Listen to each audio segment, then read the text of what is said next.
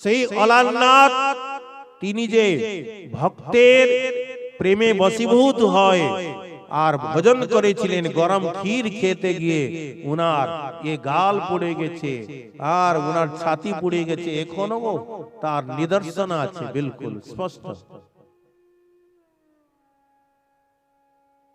ये दक्षिणे एक ब्राह्मण, ये द्वादश ब्राह्मण ছিলেন, অলালনাথ ভগবানের সেবা করতেন। এক ব্রাহ্মণের পালা পড়েছে, কিন্তু সে ব্রাহ্মণকে বাইরে যাবার ছিল।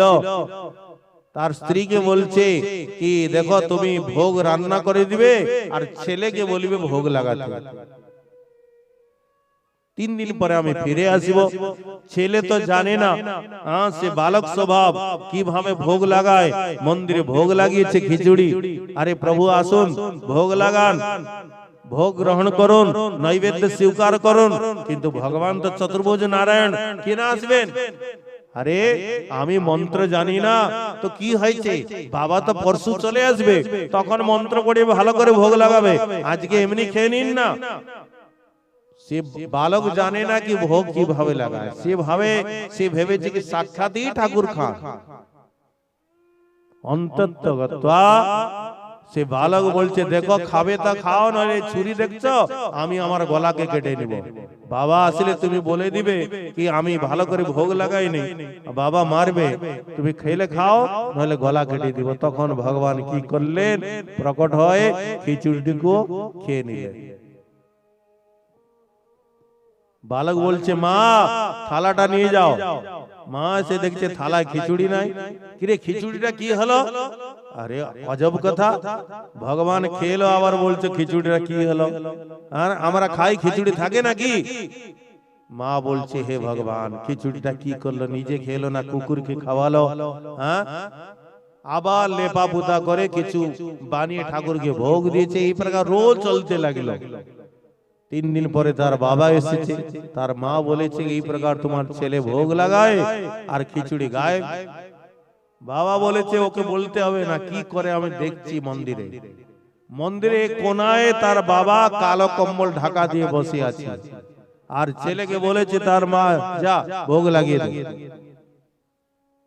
আজকে যখন ভগবানে ডাকছে, ভগবান আসছে না, দেখছে পিছনে বসে আছে একজন, এই জন্য ভগবান আসছে না। অন্ততগত্বা ফের আবার ছেলে ছুরি নিয়েছে, খাবে তো খাও নইলে ছুরি দিয়ে গলা কেটে নিবে।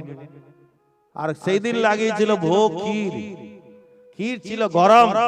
ভগবান দেখলেন ভক্তের কথাও রক্ষা হয়ে যায়, সে যেন দেখতে না পারে, 4 হাতে ভগবান তাড়াতাড়ি করে ক্ষীরটাকে খেতে লাগলেন। ক্ষীরটা গরম ছিল, ফোসকা পড়ে গেল এখানে। দেখবেন সে বিগ্রহে এখনো চিহ্ন আছে, ছাতিতে ফোসকা পড়ে গেল। ব্রাহ্মণ পিছন থেকে বলছে, বা ঠাকুর আপনি যদি 4 হাতে খাবেন, আমরা কি খাবো? ভগবান বললেন, আমার ভক্তের দ্রব্য আমি গ্রহণ করছি, তাতে যারা আপত্তি তাদের সেবা আমি গ্রহণ করি না, তোমাদের সর্বনাশ হয়ে যাবে। সে 12 ব্রাহ্মণ নষ্ট হয়ে গেলেন। ভক্তকে নিয়ে ভগবান পুরী ধামে চলে আসলেন। ये বিগ্রহ নয়, বিগ্রহ মনে করলে বিগ্রহ, আর সাক্ষাৎ মনে করলে তিনি সাক্ষাৎ। শ্রদ্ধায় শ্রীমূর্তির সেবা, এই 5টি অঙ্গের এমন মহিমা বলছেন। শ্রদ্ধা দুরেস্তু দুরুহাদ্ভুত বীর্যেস্মিন, শ্রদ্ধা দুরেস্তু পঞ্চকে যত্র স্বল্পমেপি সম্বন্ধ সদ্ধিহং ভাব জন্মনে।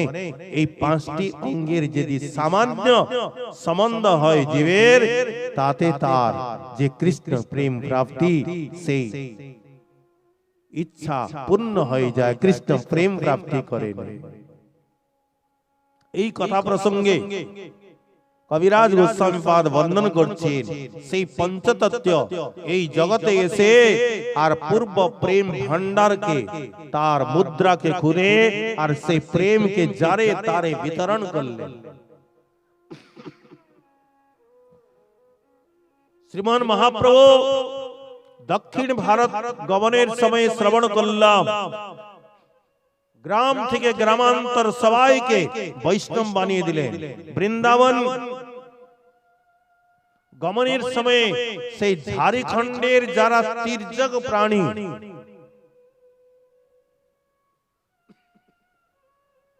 সেই বাঘ ভালো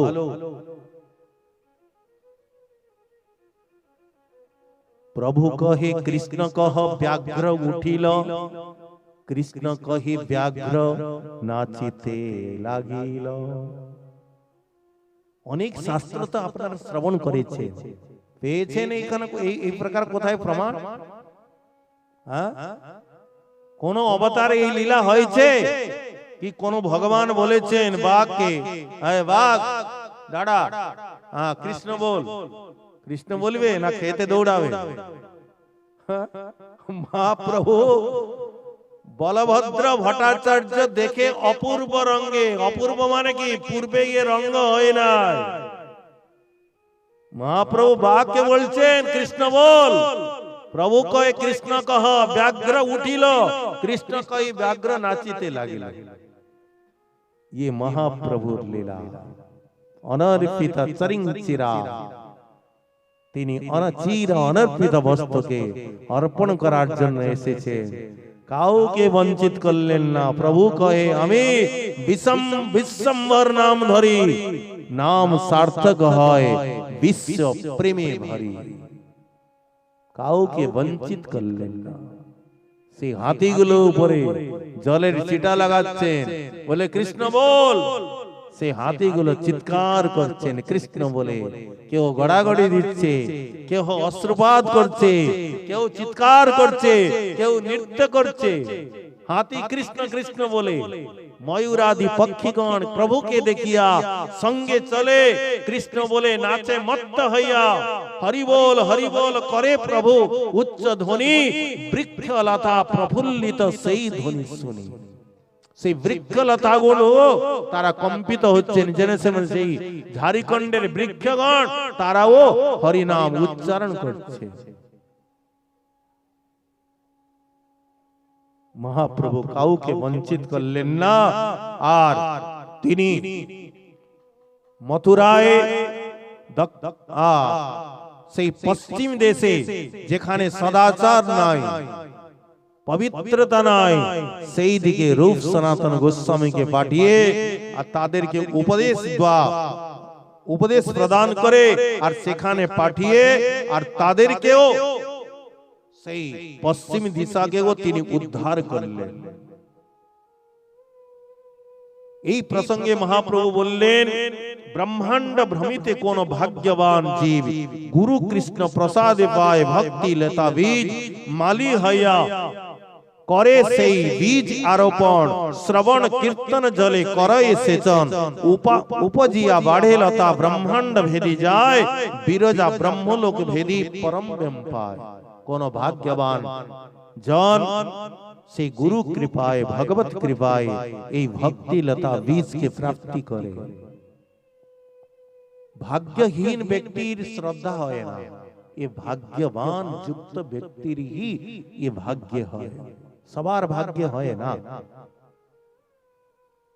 গুরুদেব সেই ভক্তিলতার বীজ রোপণ করলেন। সাধক শ্রবণ কীর্তন অর্চন বন্দন প্রদক্ষিণা প্রণাম নমস্কার स्तुति ये समस्त শ্রবণাদি জল, ये समस्त भक्ति जल द्वारा সেই লতাকে সেই বীজকে সিঞ্চন করে, তাতে লতা ভক্তি লতার অঙ্কুর হয়।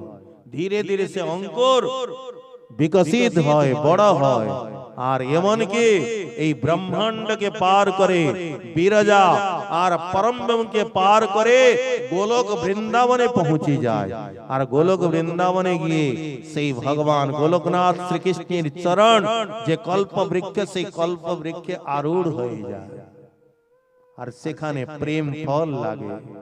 কৃষ্ণ চরণ কল্প বৃক্ষে করে আরোহণ, তাহা বিস্তারিত হইয়া ফলে প্রেম ফল, ইহা মালি সেচে নিত্য শ্রবণাদি জল। এখানে নিত্য সেচন চলছে, কিন্তু মহাপ্রভু বললেন রূপ এর মধ্যে একটু সাবধান থাকতে হবে। কি বলে, যদি বৈষ্ণব অপরাধ উঠে হাতি মাতা, উপাড়িয়া ছিন্ডে তার সুখে যায় পাতা।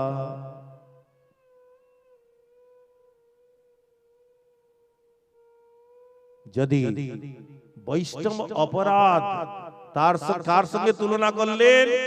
মত্ত হাতি, পাগলা হাতির সঙ্গে। ये वैष्णव अपराध पागला हाथीर समान। সেই ভক্তিলতা কত সূক্ষ্ম, কত কোমল, আর হাতিকে তাকে ছিড়াতে কত সময় লাগে, কত পরিশ্রম লাগে? কিছুই লাগে না। বৈষ্ণব অপরাধ এত বলবান। নিন্দায় নাহি কো দোষ, সবে পাপ লাগ। এতে কে জানা নিন্দা না করে সেই মহাভাগ। এই বৈষ্ণব অপরাধ যখন এত ভয়ঙ্কর, বৈষ্ণব কে?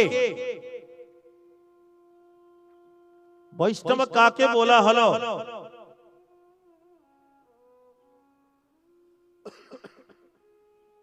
নীলাচলে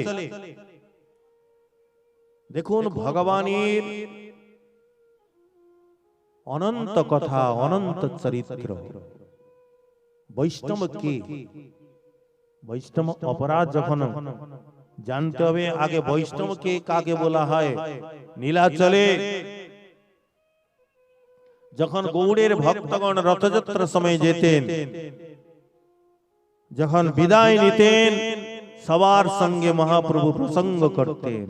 কুলীন গ্রামবাসী যাদেরকে মহাপ্রভু জগন্নাথের পট্টডোরির সেবা দিয়েছিলেন, তাদেরকে মহাপ্রভু বলছেন তোমরা প্রতিবর্ষ পট্টডোরি নিয়ে আসবে আর জগন্নাথের সেবার জন্য। আর সেই কুলীন গ্রামবাসী সত্যরাজ খান মানে যার নাম হচ্ছে মালাধর বসু, আর উনার পুত্র রামানন্দ বসু। তবে রামানন্দ আর সত্যরাজ খান প্রভুর চরণে কিছু কইল নিবেদন। সেই কুলীন গ্রামবাসী তারা মহাপ্রভুর নিকটে বলছেন, নিবেদন করছেন কি প্রভু, আমরা তো গৃহস্থ বিষয়ী, নানা প্রকার গৃহের জঞ্জাল, তো আমাদের কি সাধন, আমাদের জন্য একটু উপদেশ প্রদান করুন। গৃহস্থ বিষয়ী আমি, কি মোর সাধনে শ্রীমুখে আজ্ঞা কর প্রভু নিবেদিত চরণে। গৃহস্থ ব্যক্তিদের জন্য মহাপ্রভু কি আজ্ঞা দিলেন, কি তাদের সাধন? প্রভু কহে কৃষ্ণ সেবা বৈষ্ণব সেবন, নিরন্তর কর কৃষ্ণ নাম সংকীর্তন।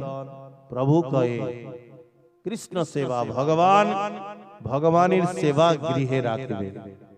আর যদি কখনো সম্ভব হয় কোন সাধু বৈষ্ণবের সেবা করিবে। আর নিরন্তর কর কৃষ্ণ নাম সংকীর্তন, সব সময় ভগবানের নাম মুখে রাখার জন্য চেষ্টা করিবে। মহাপ্রভু বললেন কৃষ্ণ সেবা করিবে, বৈষ্ণব সেবা করিবে। বৈষ্ণব সেবা করিব প্রভু, বৈষ্ণবকে চিনব কি করে? মহাপ্রভু বললেন, বলে শুনো, সত্যরাজ কহে বৈষ্ণব চিনিব কেমনে, কে বৈষ্ণব কহতার সামান্য লক্ষণে। বৈষ্ণবের লক্ষণ কি, কি করে চিনব বৈষ্ণবকে? প্রভু কহে যার মুখে শুনি একবার, কৃষ্ণ নাম পূজ্য সেই শ্রেষ্ঠ সভাকার। খুব মন দিয়ে শুনবে। বৈষ্ণব, বৈষ্ণবতর আর বৈষ্ণবতম, তিনটি লক্ষণে এখানে মহাপ্রভু বলেছেন। প্রথম তিনি বলছেন কি, বললেন যার মুখে একবার কৃষ্ণ নাম শুনবে, অতএব যার মুখে এক কৃষ্ণ নাম, সেই বৈষ্ণব করি তার পরম সম্মান। যার মুখে একবার কৃষ্ণ নাম শুনিবে সেই বৈষ্ণব, তাকেও সম্মান করিবে। এই যে সম্মান করিবে, মহাপ্রভু এইখানেই বুঝার একটি রহস্য ছেড়ে দিলেন। আর কিছু বললেন না, তাকে সম্মান করিবেন, হাত জোড়ে তাকেও বৈষ্ণব বলে প্রণাম করিবেন, সম্মান করিবেন। সেও বৈষ্ণব। মহাপ্রভু বললেন কেন? এক কৃষ্ণ নাম করে সর্ব পাপ ক্ষয়, নববিধ ভক্তি পূর্ণ নাম হইতে হয়। দীক্ষা পুরস্কার্য বিধি অপেক্ষা না করে, জিহ্বা স্পর্শে আচণ্ডালে সবারে উদ্ধারে। বললেন এক কৃষ্ণ নাম উচ্চারণ করলে সে বৈষ্ণব হয়ে গেল। মহাপ্রভু বলছেন একবার এ নিরপরাধ ব্যক্তির জন্য, সবার জন্য না। বলে এক কৃষ্ণ নাম করে সর্ব পাপ ক্ষয়। একবার কৃষ্ণ নাম উচ্চারণ করলে সমস্ত পাপ ক্ষয়। আর নববিধ ভক্তি কৃষ্ণ নাম হইতে পূর্ণ হয়। কৃষ্ণ নাম উচ্চারণ করলে নবদা ভক্তি পূর্ণ হয়ে যায়। আর দীক্ষা পুরস্কার্য বিধি অপেক্ষা না করে। এই কৃষ্ণ নামের এমন মহিমা, বলছে দীক্ষারও প্রতীক্ষা রাখে না। দীক্ষা না নিলে যে নাম যে কল্যাণ করবে না তা নয়, দীক্ষারও অপেক্ষা রাখে না। এ নাম এমন মহিমা মানিয়ে মহাপ্রভু নিজে বলছে পুরস্কার্য পুরস্কারে অপেক্ষা রাখে না, জিহ্বা স্পর্শে আচণ্ডালে সবারে উদ্ধারে। কেবল জিহ্বা স্পর্শ হলেই চণ্ডাল পর্যন্ত উদ্ধার করতে শক্তি রাখে এ নাম ভগবান। ये प्रथम वर्ष महाप्रभु बोलें वैष्णवेर लक्षण की अतएव जार मुखे एक कृष्ण नाम सेई तो वैष्णव तारे करियो सम्मान। ताके सम्मान करते बोलें, आगे किछु बोलें ना। तार संग करिबे कि नाई, ताके गृहे डाकबेन कि नाई ता बोलें ना। सम्मान करते, सम्मान माने कि देखले नमस्कार करिबेन, सम्मान करिबेन, वैष्णव बोले। और द्वितीय वर्ष की बोलছেন कृष्ण नाम निरंतर जाहार बदने। प्रथम वैष्णव लक्षण, ये वैष्णवतर के तिनी की लक्षण? निरंतर कृष्ण नाम जाहार बदने, सेई वैष्णव श्रेष्ठ भज ताहार चरणे। महाप्रभु बोलছেন যে নিরন্তর যে বৈষ্ণব ये कृष्ण नाम उच्चारण करें, सेई वैष्णव श्रेष्ठ भज ताहार चरणे। भज माने महाप्रभु बोलছেন भजन माने, भज माने सेवन करा। एमन साधुगणेर वैष्णवगणेर संग करिबे, एदेर सेवा करिबे। भज माने तादेर संग करते बोलছেন, तादेर सेवा करते बोलছেন। कृष्ण नाम निरंतर जाहार बदने, सेई वैष्णव श्रेष्ठ भज ताहार चरणे। प्रथम जे लक्षण बोललें तादेरके सम्मान करते बोललें, संग ये वैष्णवगणेर करिबेन। और तृतीय वैष्णवतम, वैष्णव वैष्णवतर वैष्णवतम, वैष्णवतम के बोले जारे जाहार दर्शने मुखे आइसे कृष्ण नाम, ताहारे जानियो तुमी वैष्णव प्रधान। যাদেরকে দেখা মাত্র মুখে কৃষ্ণ নাম এসে যায়, আপনা আপনি নাম মুখে এসে যায়, তাদেরকে বৈষ্ণব প্রধান বলে জানবেন। ये वैष्णव सामान्य लक्षण महाप्रभु सामान्य भावे बोललें। ये प्रथम हलो ये जे नाम अपराधेर मध्य साधु निंदा वैष्णव अपराध। ये वैष्णव अपराध एत भयंकर, महाप्रभु निजेर जननी सची मातार ओ वैष्णव अपराधेर विचार करेছেন। যেমন তেমন নয়, যেমন তেমন নয়, সাধারণ কোন ব্যক্তি নয়, কে সচি মাতা নিজের মাতার বৈষ্ণব অপরাধের বিচার করেছেন। বৃন্দাবন দাস ঠাকুর বর্ণন করেছেন, একবার মহাপ্রভু শ্রীবাস অঙ্গিনায় বসে আছেন, মহাপ্রকাশ লীলা বিষ্ণুর খট্টার উপরে বসে বললেন, হে ভক্তগণ তোমাদের কি চাই বলো। সবাইকে মহাপ্রভু তাদের ঈপ্সিত বরদান দিতে লাগলেন। নিত্যানন্দ প্রভু ছত্র ধারণ করলেন, গদাধর চামর ঢুলাতে লাগলেন, নরহরি তাম্বুল জোগাতে লাগলেন। কেউ বলছে আমার পিতা বড় দুষ্ট, আমাকে ভজন করতে দেয় না, যেন আমার পিতার মতি যেন সুস্থ হয়ে যায়। বলে তাই হয়, কেউ বলছে আমার পত্নীর ভক্তিতে মন লাগে না, যেন ভক্তিতে মন লেগে যায় তাই হবে। সবাইকে মহাপ্রভু বরদান দিলেন। শ্রীবাস পণ্ডিত বলছেন কি প্রভু আজকে মাতা সচী দেবীকে প্রেম প্রদান করো। মহাপ্রভু বললেন শ্রীবাস উনার কথা আমাকে বলবে না, উনি প্রেম প্রাপ্তি করতে পারবে না। হ্যাঁ, শ্রীনি মহাভক্তা শ্রীনিবাস বলে বারবার, হ্যাঁ প্রভু বলে ইহা না বলিবা শ্রীনিবাস তারে নাহি দিব প্রেম ভক্তির বিলাস। বৈষ্ণবের ঠাই তান আছে অপরাধ, অতএব তান হইল প্রেম ভক্তিবাদ। বহু সাবধান হয়ে শুনিবে, এই বৈষ্ণব অপরাধী এমন। মহাপ্রভু বলছেন মাতা সচী দেবী তিনি প্রেম প্রাপ্তি করতে পারবেন না, উনার বৈষ্ণব অপরাধ আছে। শ্রীবাস পণ্ডিত বলছেন প্রভু আপনি কি বলছেন, ये তো সবাইকে প্রাণ ত্যাগ করতে হবে কথা শুনে। হ্যাঁ, আপনার জননী সাক্ষাৎ তিনি আবার বৈষ্ণব অপরাধ, আর যদিবা কিছু অপরাধ হয়ে থাকে তাহলে আপনি নিজে ক্ষমা করিয়ে আপনি প্রেম প্রদান করুন না। তুমি যার প্রভু পুত্র প্রভু সে সর্বজননী, পুত্র স্থানে মায়ের কি অপরাধ গণী, যদিবা বৈষ্ণব স্থানে থাকে অপরাধ, তথাপিও খণ্ডাইয়া করহ প্রসাদ। তথাপি আপনি সেই বৈষ্ণব অপরাধটাকে খণ্ডন করে প্রেম প্রদান করুন না প্রভু। মহাপ্রভু কি বলছে, প্রভু কহে উপদেশ করিতে সে পারি, বৈষ্ণব অপরাধ আমি খণ্ডাইতে নারী। প্রভু বলছেন আমি উপদেশ করতে পারি, উপায় বলতে পারি, কিন্তু ও অপরাধটাকে খণ্ডন করাতে পারি না। আচার্যকে শ্রীনিবাসকে বললেন, মহাপ্রভু বললেন দুর্বাসার অপরাধ হয়েছিল অম্বরীশের চরণে। মুনি দুর্বাসা শুনেছেন কথা, অম্বরীশ মহারাজ একবার 1 বৎসর পর্যন্ত নির্জল একাদশী ব্রতের সংকল্প নিলেন।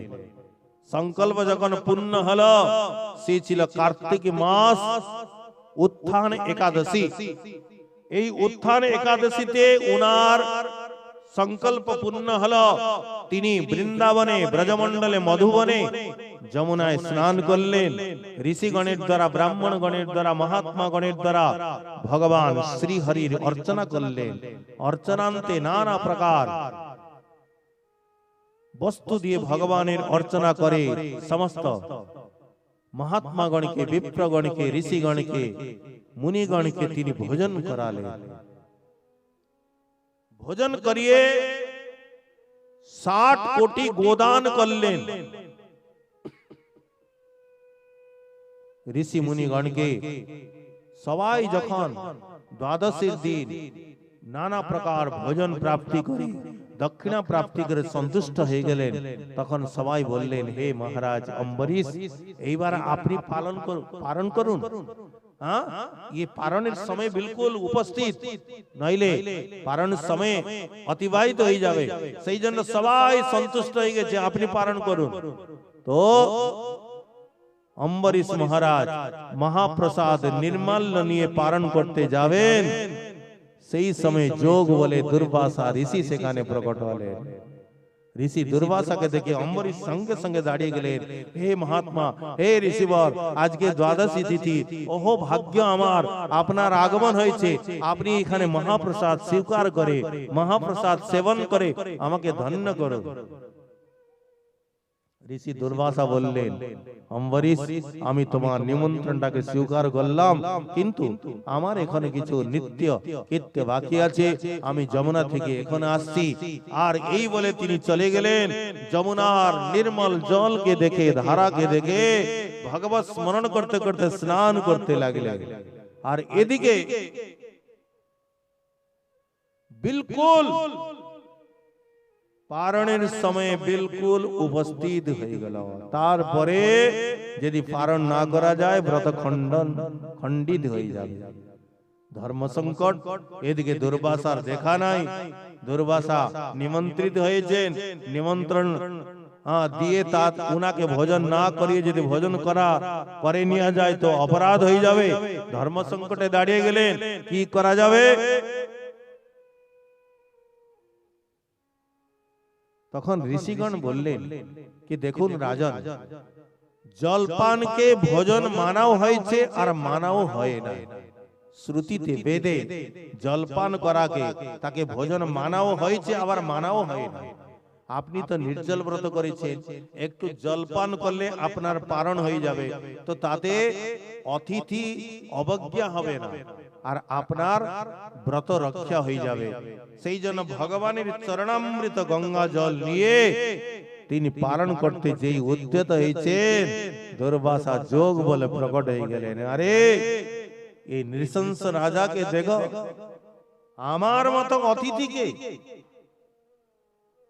নিমন্ত্রণ করে আমাকে ভোজন না করিয়ে নিজে ভোজন করে নিচ্ছে। এর যে শ্রীর অহংকার, রাজ অহংকার এখনই দেখাচ্ছি। একটি জটাকে উৎপাটন করে সেইখানে ফেললেন মহাত্মা শ্রী দুর্বাসা।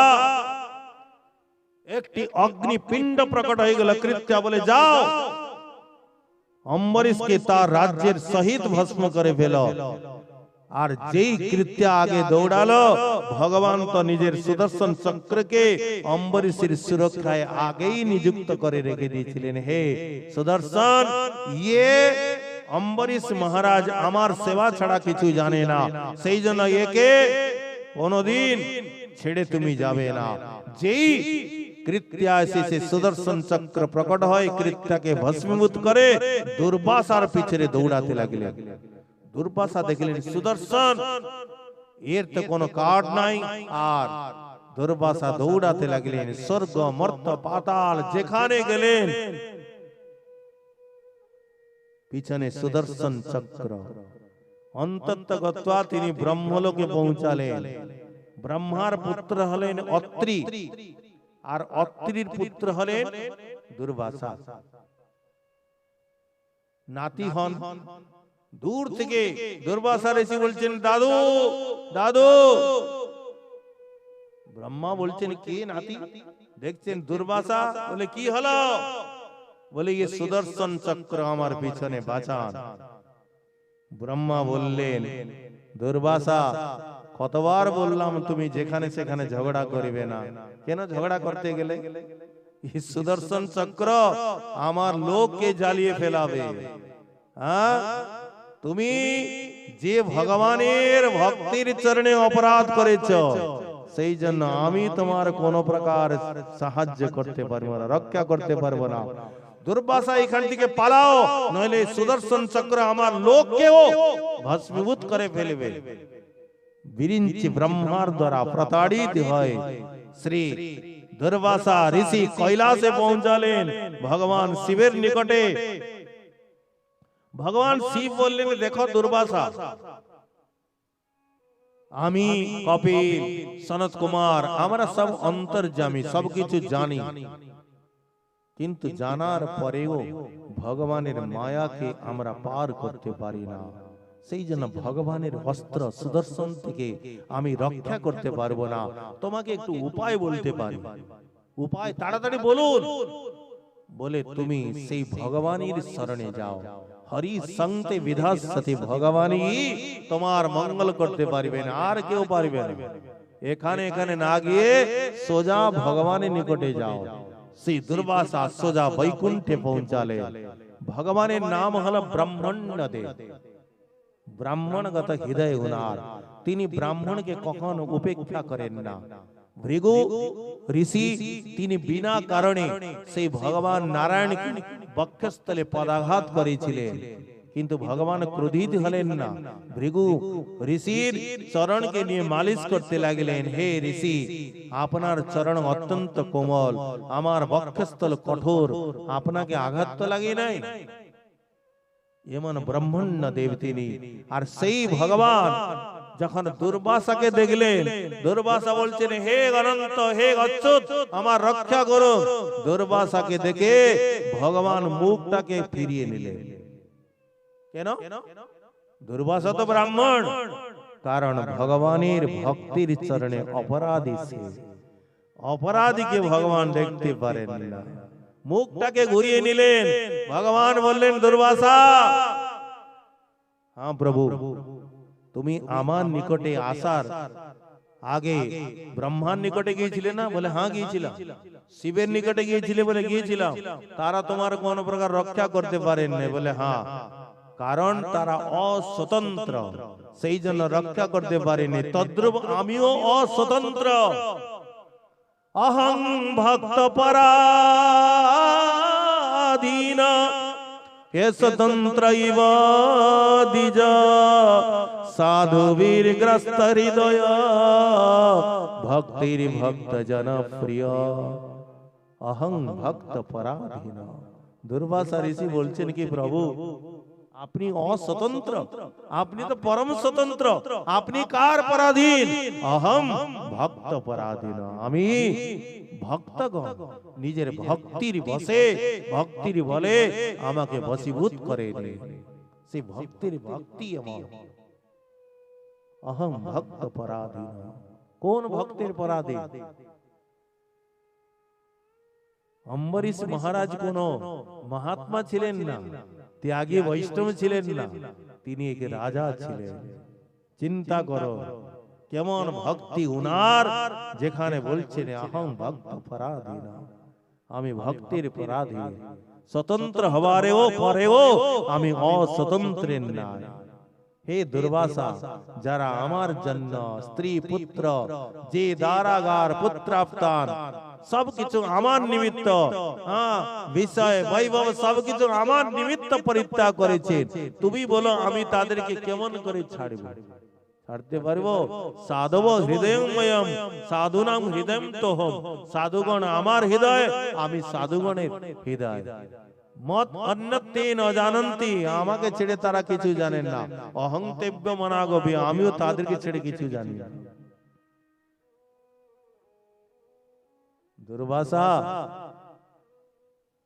কাঁটা যদি পায়ে ফুটে তো কাঁধে বেরি হয়, সেইখানেই বেরি হবে। তুমি সেই অম্বরীশের কাছে যাও, অম্বরীশের চরণকে ধরো, তবেই তোমার গিয়ে কষ্টটা দূর হবে, সুদর্শন তবেই ছাড়বে। অন্তত্বগত দুর্বাসা দুঃখিত তৎপাদো গ্রহীত। ভাগবত বলছে অন্তত্বগত দুর্বাসা এসে মহারাজ অম্বরীশের চরণকে ধরে ফেললেন। অম্বরীশ লজ্জিত হলেন, হে মুনিবর আপনি কি করছেন? সুদর্শন চক্রকে শান্ত করলেন, দুর্বাসাকে ভোজন করালেন। এখানে মহাপ্রভু বলছেন শ্রীবাসকে, দুর্বাসার অপরাধ অম্বরীশ স্থানে তুমি দেখো জানো, ক্ষয় হইল যে মনে। তুমি তো সবই জানো, নারদ, নারদই শ্রীবাস রূপে প্রকট হয়েছেন।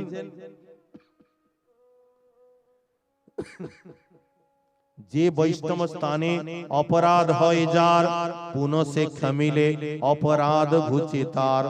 নাড়ার স্থানতে আছে তান অপরাধ, নাড়া ক্ষমিলে সে হয় প্রেমের প্রসাদ।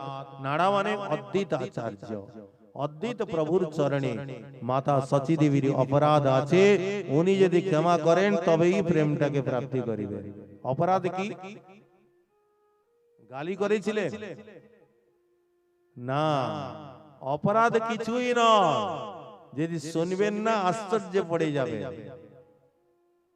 কি অপরাধ? মহাপ্রভু যেটাকে অপরাধ বলছে, যে সময় বিশ্বরূপ সন্ন্যাস গ্রহণ করলেন, অদ্বৈত আচার্যের সঙ্গ করে করে সন্ন্যাস গ্রহণ করলেন। আর সন্ন্যাস গ্রহণ পশ্চাৎ এদিকে নিমাই পণ্ডিতও নানা প্রকার কৃষ্ণ প্রেম বিকার প্রকাশ হইতে লাগল। ঘরে থাকেন না, বিষ্ণু প্রিয়াকে দেখে হুঙ্কার করেন। মাতা সচী দেবী দেখলেন ये অদ্বৈত। কে বলে অদ্বৈত? ये তো আমার জন্য দৈত্য। চন্দ্রের সমান একটি পুত্রকে বাহির করে আর একটি ইয় পুত্র মনে মনে গণে আই হইয়া সুস্থির, অদ্বৈত সে মোর পুত্র করিলা বাহির। বিশ্বরূপের জন্য তিনি বলেছিলেন। আর পরে তিনি বললেন চন্দ্রসম,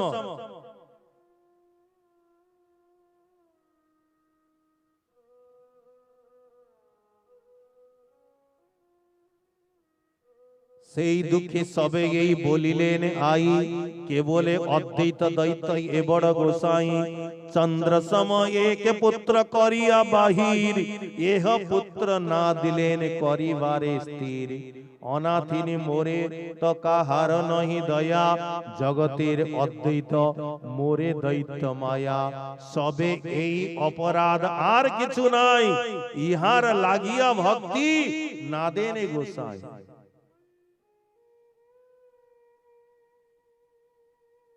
এটা অপরাধ? আরে মায়ের হৃদয়ে তো পুত্রের প্রতি তো শ্রদ্ধা থাকবেই, মোহ তো থাকবেই। সেই জন্য বলেছিলেন ইয়ে অদ্বৈত